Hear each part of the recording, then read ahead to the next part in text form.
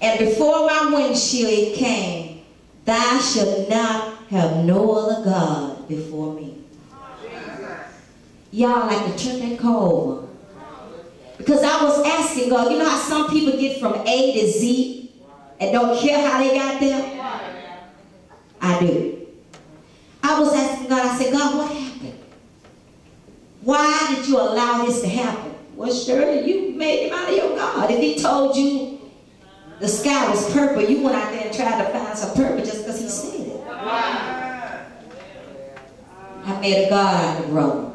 We best friends now, but you know, hey. I had to tell him one time, I said, well, I don't think you really knew the wife you had. I said, now, man of God, this is how we going to do it. We have 4 beautiful children. And I appreciate if one of them, they decide they want to stay with their dad because he could buy all the Cadillacs and the cars, and Mama had just started working at Southwest Airlines, and I couldn't. So I said, well, okay, baby. I had put all this stuff in the U-Haul, what he would let me take. I put it in the U-Haul, and then he said, why don't you let them choose where they want to stay, because you know they're big enough now. I said, yeah, okay, y'all come on, choose. They said, Mama, we want to stay with Daddy.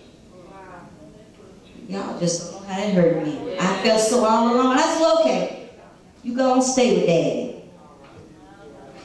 And I packed up my clothes in a big old U-Haul. And I moved to Little Rock, Arkansas on my first job. That was an earthquake for me, y'all. That was an earthquake.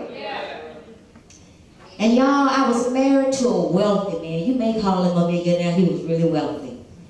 And I promise y'all, this will help somebody. I didn't know what a gas company was. I didn't know what electric company. We had a maid.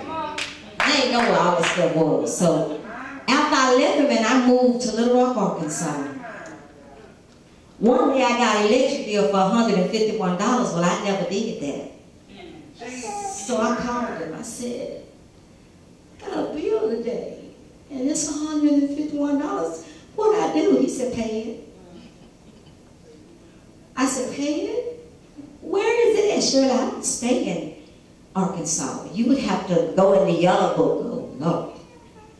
So finally, I asked one of the ladies at work, and she thought I was crazy. 40-some years old and had never paid a bill. That was an earthquake. Everything that needed to be done for me, he did it. The only time I would cook, y'all, is if there was something special that you wanted that I could cook. But God. Y'all, even sometime when I was ministering and I could tell when the word was upsetting him a little bit, he looked a little crazy. I changed that thing because I was wanting mad. No, I was wanting mad. But God. When God say yes, doesn't matter what nobody say. The first month I left the man of God, I still call him the man of God. You see, homegirl wear a big old 10.5. My blessings are tailor-made. Can't nobody wear them but me. You done signed some marriage papers, that's good. Gone with your illusion. But what God got for me, it is for me.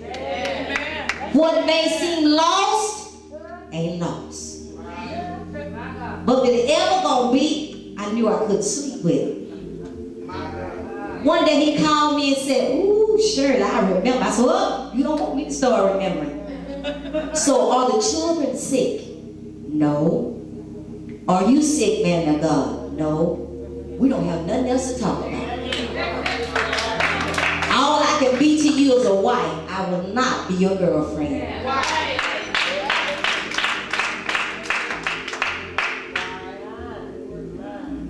When I first left him, he started sending me $1,000 a week, y'all.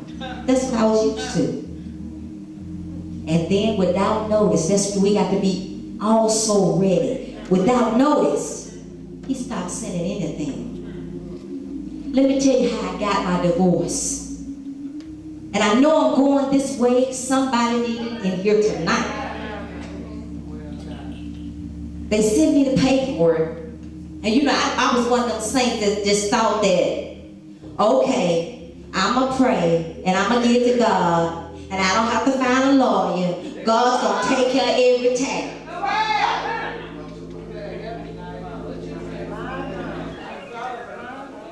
It's time out for saints saying God gonna send them a job, and you ain't never went nowhere to fill out no application. You ain't never went on no interview. How he gonna send you a job and the employers don't even know your name?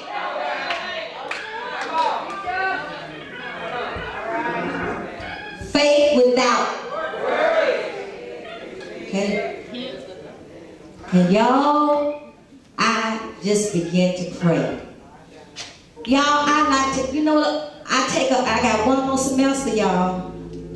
The little girl that they said was gay, was having in philosophy, psychology.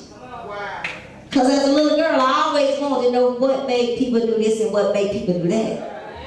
And in the book, in the word, in one of my professors said, Shirley, divorce, that's just like a funeral. That's just like a death. Some children never get over it. My 29-year-old daughter still getting her daddy lap like she got like she a little girl with pigtails, and she got a little girl with pigtails. Some of us are left in situations that happened years ago. That was the earthquake. We scared to move forward because they said, you ain't gonna never be nothing. Ain't nobody gonna ever want you. You fat, don't nobody want you. You ugly, and you ain't anointed. Now, I could listen to that, and I wouldn't be here tonight. But those men, they obeyed God to the fullest. And when they got through with their mission for God, that's when, and only then, let me tell you, they were so powerful. They had such an anointing in their life. So the Bible said that they told the people, if you touch them or do anything to them, I'll let fire come out of their mouth and kill you.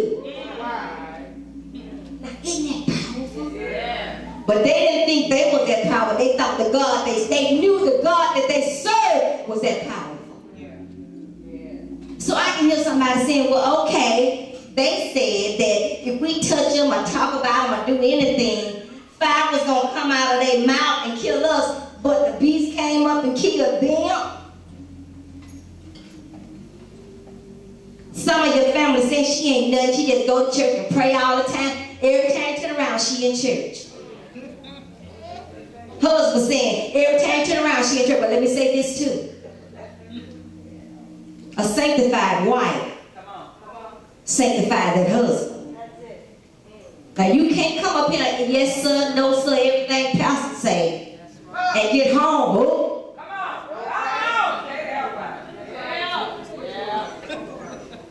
Our husband asks for just one meal. Not every day, but just one meal like a week. Baby, I can't do it Wednesday. I got Bible study. I'm sorry. I will see you. And then when you get home, he ain't saying, you could go in there and say, honey, you look so good. You smell so good to me, baby. You can, well, pastor said this. And pastor, you haven't hated pastor, go even see pastor. You got to use wisdom, women. You got to use wisdom, men. Mind you, these witnesses were real. Now, if you going throughout time after time, and every day is the same old thing, the enemy already got you, then just have fun with it. I came to talk to the men and women of God that love God with all their heart and living all they know how for God, and from one thing to the next, the earthquake, domino, here's something else, domino, there's something else. Every time you turn around, it's something. But you got to do the bud. And how you going to do the bud and tell the devil something? Study to show thyself approved. You got to know this inside out.